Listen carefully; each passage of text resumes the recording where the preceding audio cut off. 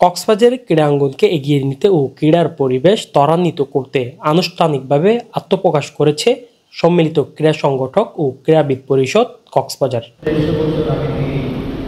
বৃহস্পতিবার সকালে বীরশ্রেষ্ঠ রুহুল আমিন স্টেডিয়ামের ইনডোরে বর্ণাঢ্য অনুষ্ঠানের মাধ্যমে আয়োজিত হয়েছে ঈদ পুনর্মিলনী ও মিলন মেলা, যেখানে এই সংগঠনের ঘোষণা করা হয়। কক্সবাজার ক্রীড়ার সার্বিক উন্নয়ন, ক্রীড়াবিদদের ন্যায্য অধিকার আদায়, অবকাঠামো উন্নয়ন এবং একটি ঐক্যবদ্ধ প্ল্যাটফর্ম গঠনের প্রয়োজনে এই সংগঠন আত্মপ্রকাশ করছে বলে জানান আয়োজকরা। অনেক বছর পরে কক্সবাজারে এই প্রথম সম্মিলিত ক্রীড়াবিদ এবং ক্রীড়া সংগঠক পরিষদ গঠিত হয়েছে, আত্মপ্রকাশ অনুষ্ঠান হয়েছে।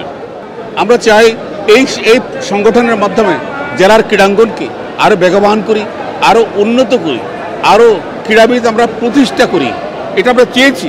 আরও আমরা শুনেছি যে জেলার প্রত্যন্ত অঞ্চলে ক্রীড়াবিদ এবং সংগঠকরা অপমানিত হচ্ছে, লাঞ্ছিত হচ্ছে।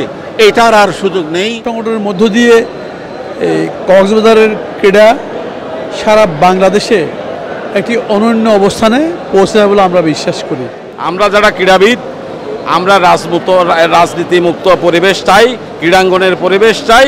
আজকে আমরা সকলেই একত্রিত হয়েছি ক্রীড়াঙ্গনটা যাতে সচল থাকে এবং ভালো থাকে এবং ভালো আমরা ডেভেলপ করতে পারি। আমাদের কক্সবাজারে উকিয়া, টেকনাফ, এই যে মহেশখালী, মালুমঘাট, চকরিয়া থেকে ন্যাশনাল টিমে এখন ফুটবলাররা খেলতেছে। আমরা এই ধারাবাহিকতা বজায় রাখতে চাই। জেলার বিভিন্ন ক্রীড়া ফেডারেশন, সাবেক ও বর্তমান খেলোয়াড়, সংগঠক এবং ক্রীড়াপ্রেমীরা অংশগ্রহণে উৎসবমুখর পরিবেশের সৃষ্টি হয়। তারাও জানালেন নানা অভিব্যক্তি।